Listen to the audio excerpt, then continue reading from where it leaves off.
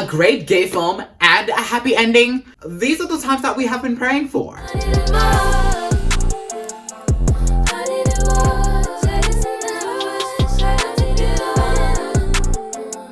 Ello Bandannas, come on, welcome here. Welcome back to my YouTube channel where people watch me speak about whatever crosses my mind, and I'm okay with that. In today's video, we're doing another review. Oh my god, this is the third review on my channel, and I'm so excited. Also, thank you to two of my friends who suggested that I film this review. I could not be more excited to be sitting here. My Policeman is finally out. When I tell you, ever since this film was announced, like, I was refreshing my feed over and over and over again, trying to get the scoop on release dates, on leaked pictures, just anything I can get about it. And it's so surreal that it's finally out. Seeing Harry Styles in a gay film is something that I never thought I would witness, so you can imagine how excited I was to see him on screen.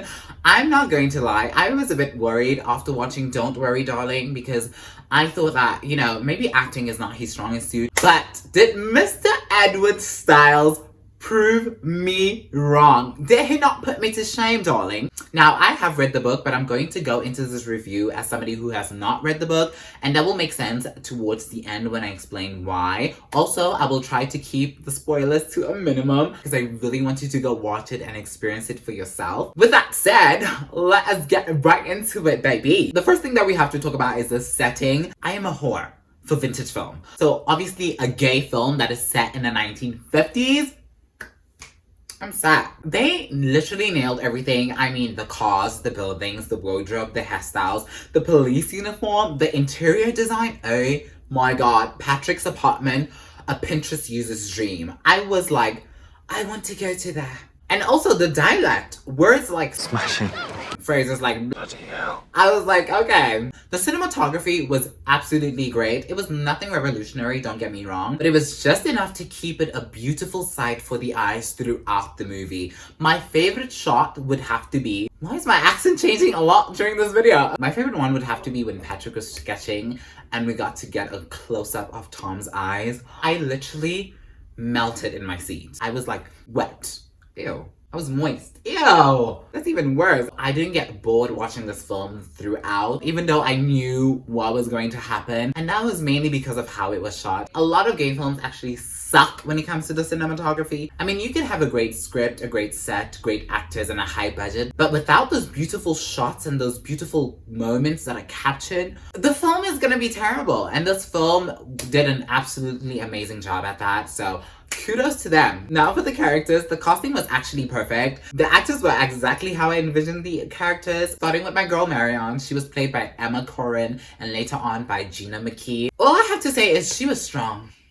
Yep. In the book, she actually has a crush on Tom first, and it's so funny to see how she does everything in her power in order to at least get a sight of him. And I wish they would have included that in the movie, but they did not. It was not a train smash, but it would have been fun to just kind of see like their love story actually develop the way that it did in the book. She was so in love with Tom that I feel like her actions are justified. I mean, Tom was lying to her from the beginning. Also, how she found out about the affair. She fought for her marriage, even though the sex was terrible. Her taking Patrick in after all that happened and still taking care of him, bless her heart for that. I'm glad that in the end she chose to prioritize herself and her happiness. That's all I'm going to say about her. Now let's move on. Now let's get into Patrick, because Patrick is my favorite character, okay? Patrick was played by David Dawson and later on by Rupert Everett, who brought so much emotion to the character. They both bodied the role. I'm not going to compare the two. He's well-spoken, well-mannered, into art. His apartment is absolutely amazing. I've spoken about it before.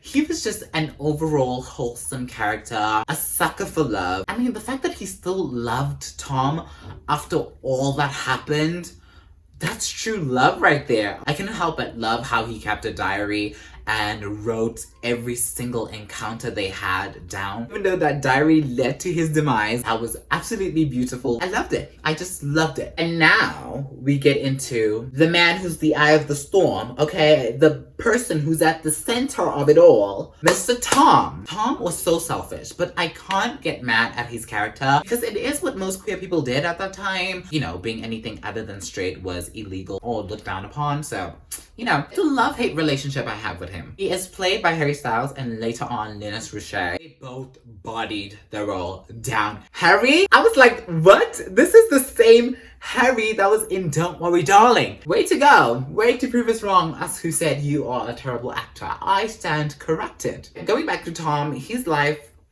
was a mess, okay? He wanted to stay with Marion, but didn't treat her the best. He also wanted to stay with Patrick, but didn't treat Patrick the best. So it's like, your intention was not to hurt either one, but you ended up hurting both of them anyways. He wasn't an awful person. He was just conflicted. So I do understand, like, where he comes from. However, I do not like that when Patrick was arrested, he made it about himself. Also, he tried to forget Patrick. Excuse me, sir. No, you don't do that, okay? You don't forget the love of your life. The plot is basically nothing that we have not seen before. When reading the book, I was actually very interested in how they were going to kind of rejuvenate it in the film. They didn't do it much, but they did just enough to, you know, kind of keep it fresh. But don't get me wrong, the story is absolutely beautiful. I love how the film was structured. At the beginning, they ran with this narrative that Tom should be jealous of Patrick because, you know, Patrick has this charm. He's dashing. He shared a lot of commonalities with Marion, so, you know, he kind of was a strong suitor. But then later on, we find out that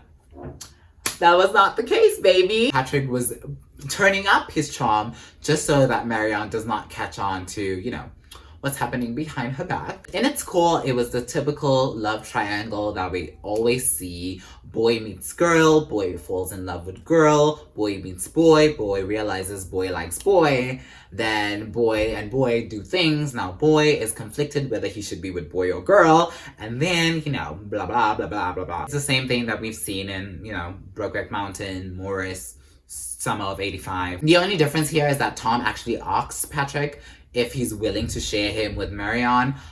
Too bad things do not go as planned. One thing that I think we need to talk about, the chemistry between Tom and Patrick. Oh my God.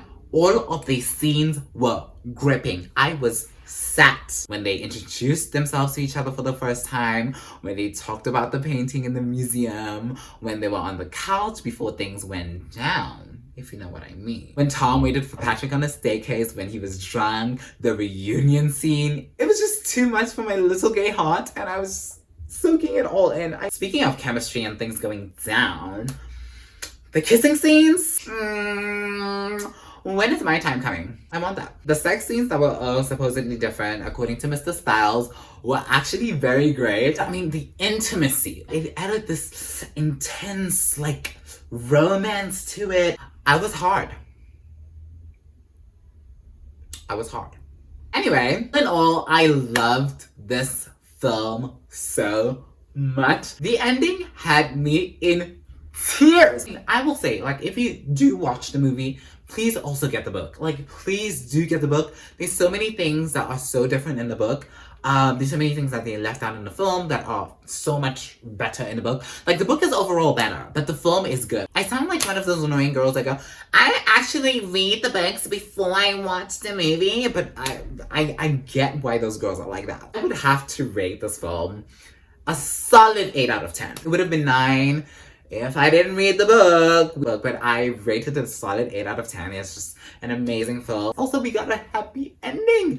I mean, it was not a happy ending. It was just like a, you know, I'm happy for them kind of ending. And, you know, I'm okay with that. That is it for this week's video. I hope you guys enjoyed it. I hope you know, go out there and go support the film. Get Prime Video and watch it on there if you can.